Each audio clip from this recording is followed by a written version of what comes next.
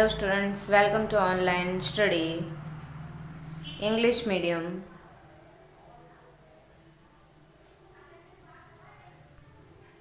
Standard 8, Subject Hindi. Students, आज हम पढ़ेंगे कविता 6 तूफानों की ओर. यह कविता हमने आगे के वीडियो में समझ ली है. इस वीडियो में हम इसके प्रश्नोत्तर देखेंगे. तो चलिए हम प्रश्नोत्तर की तरफ आगे बढ़ते हैं.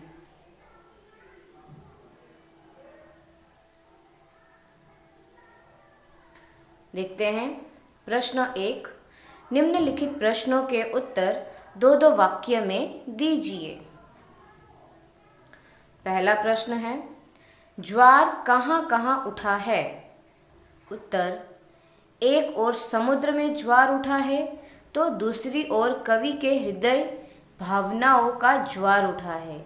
इस प्रकार समुद्र और कवि के हृदय इन दो स्थानों पर ज्वार उठा है. नंबर 2. सागर भी तो यह पहचाने में क्या पहचानने की बात कही गई है? उत्तर, सागर भी तो यह पहचाने.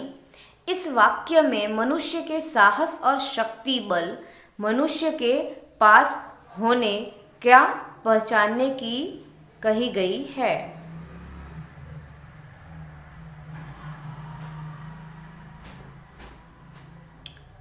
नंबर 3. समस्या आने पर हमें क्या करना चाहिए? उत्तर, समस्या आने पर समस्या का उचित उपाय खोजना चाहिए. नंबर 4. इस अंधड़ में साहस तोलो का क्या अर्थ है? उत्तर, इस अंधड़ में साहस तोलो का अर्थ है कि यह तुम्हारे साहस की परीक्षा का समय है. ऐसे कठिन समय में ही मनुष्य को अपने आप को परखने का मौका मिलता है.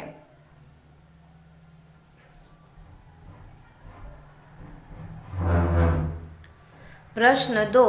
निम्नलिखित प्रश्नों के उत्तर दीजिए. नंबर 1. कवि नाविक से क्या कहता है? उत्तर, कवि नाविक से कहता है कि तुम तूफानों से मत घबराओ.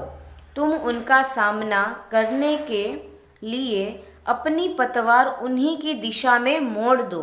तुम आंधियों का सामना करके देखो कि तुम में कितनी ताकत है. तुम असीम सागर को बता दो कि प्रेरणा मिलती है. इसलिए कवि ने नाविक से कहा है कि तुम अपनी नाव तूफान में भी तूफानी लहरों से भयभीत न होके चलाओ. कवि नाविक से अदम्य साहस के माध्यम सागर को बता देना चाहता है कि सागर असीम है तो मनुष्य का साहस भी असीम है.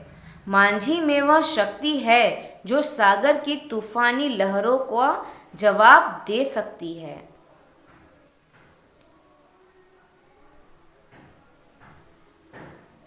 चलिए नंबर 2. समुद्र ने कैसा रूप धारण किया है? उत्तर, समुद्र में बड़े जोर का तूफान आया है. उसे देखकर ऐसा लगता है जैसे वह जहर उगल रहा हो. समुद्र से लहरें इस प्रकार उठ रही हैं जैसे वे मांझी की नाव को निगल जाएंगी. तूफानी समुद्र ऐसा लग रहा है जैसे उसका सामना कोई नहीं कर सकता. सागर के ज्वार ने बड़ी कठिन परिस्थितियां पैदा कर दी हैं. तूफानी समुद्र आज अपनी असीम शक्ति दिखाने पर तुला हुआ है. उसकी लहरों ने जैसे मनुष्य को पराजित करने की ठान ली है. इस प्रकार समुद्र ने बहुत ही तूफानी रूप धारण किया है.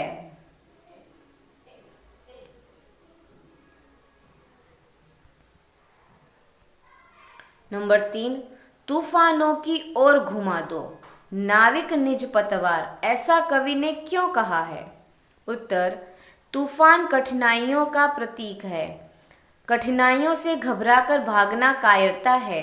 कठिनाइयों का डटकर सामना करने में ही बहादुरी है. जीवन में आने वाले कठिनाइयाँ मनुष्य को बहुत कुछ सिखा देती हैं। उनसे हमें हमेशा आगे बढ़ने की प्रेरणा मिलती है। इसलिए कवि कहते हैं कि तूफानों की ओर घुमा दो नाविक निज पतवार।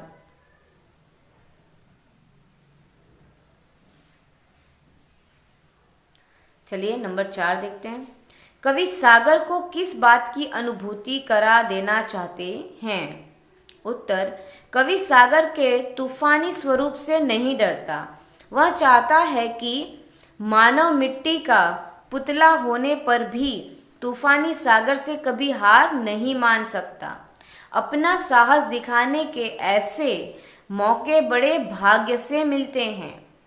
इसलिए आज तुम तूफानी सागर से लड़ने का अवसर मत गवाओ।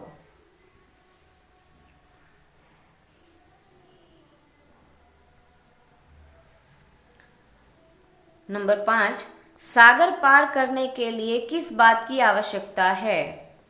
उत्तर, सागर पार करने के लिए पूरी तरह तैयार रहना चाहिए। सागर कितना भी तूफानी बने, नाविक में आत्मविश्वास की कमी नहीं होनी चाहिए। यह नहीं भूलना चाहिए कि सागर की चुनौती भाग्यवानों को ही मिलती है। इसलिए अपनी शक्ति को पहचानने के लिए उसमें अद्भुत साहस और अनोखी शक्ति है। इसलिए वह कभी थकता नहीं है। जब तक उसके शरीर में प्राण है, जब तक उसकी सांसों में चेतना है, तब तक मांझी का हाथ रुकने का नाम नहीं लेता। वह संघर्ष करना नहीं छोड़ता। इस प्रकार मांझी पार की चुनौती का स्वीकार करना चाहिए। इस प्रकार सागर पार करने के लिए साहस और आत्मविश्वास की आवश्यकता है।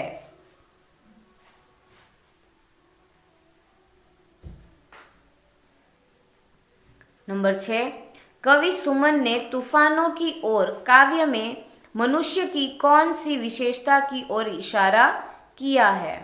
उत्तर, कवि शिव मंगल सिंह सुमन कहते हैं कि मनुष्य सब कुछ कर सकता है। उसने कभी हार नहीं मानी, वह थकना नहीं जानता। जब तक उसमें सांस है तब तक वह आगे ही आगे बढ़ता रहता है। न मनुष्य की साहस की सीमा है और न उसके आत्मविश्वास की।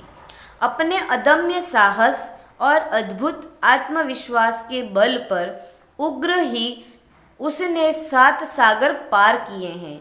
इस प्रकार प्रस्तुत कविता में कवि ने मनुष्य के अपार साहस, अथक शक्ति और गजब के आत्मविश्वास की ओर इशारा किया है।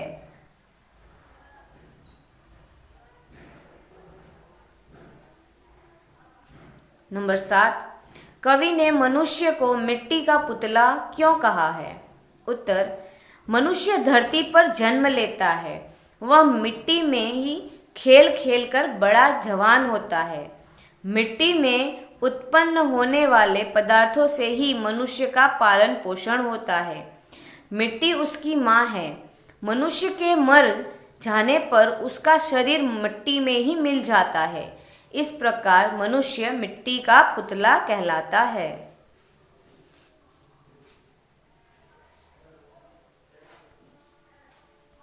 नंबर 8, मांझी का हाथ कब तक नहीं रुकता? उत्तर, समुद्र अगर शक्तिशाली है तो मिट्टी का पुतला मांझी भी कम नहीं है। उसमें अद्भुत साहस और अनोखी शक्ति है। इसलिए वह कभी थकता नहीं है। जब तक उसके शरीर में प्राण है, जब तक उसकी सांसों में चेतना है, तब तक मांझी का हाथ रुकने का नाम नहीं लेता। वह संघर्ष करना नहीं छोड़ता।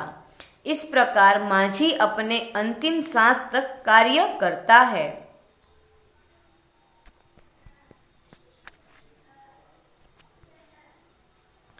नंबर 9, तूफानों की ओर कविता द्वारा कवि सुमन क्या कहना चाहते हैं?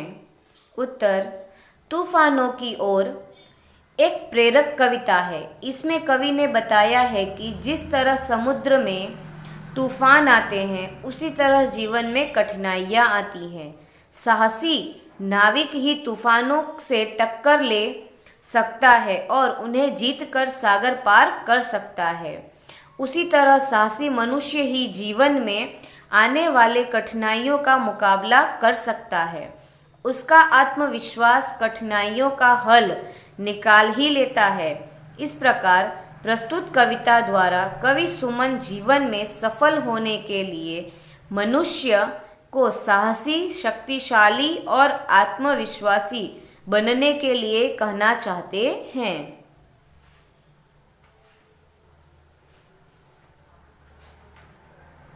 नंबर 10, इस कविता का भावार्थ अपने शब्दों में लिखिए।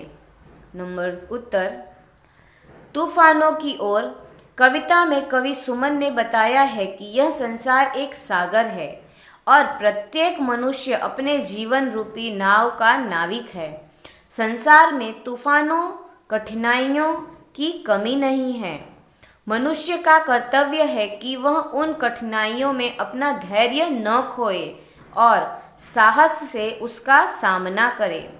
कठिनाइयों में ही मनुष्य के साहस, बल और बुद्धि की परीक्षा होती है। इसलिए वह कठिनाइयों का स्वागत करे और उन पर विजय प्राप्त करे।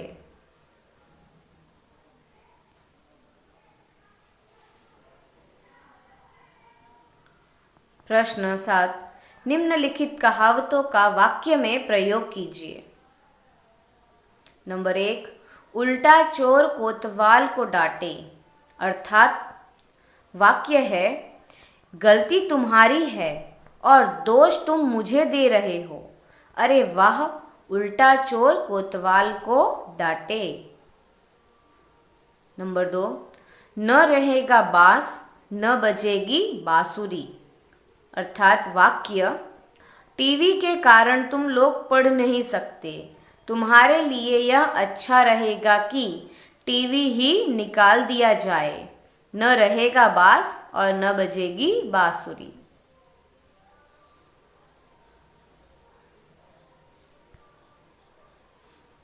नंबर 3, 4 दिन की चांदनी फिर अंधेरी रात।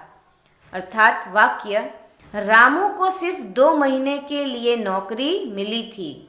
2 महीने होने पर रामू ने कहा 4 दिन की चांदनी और फिर अंधेरी रात।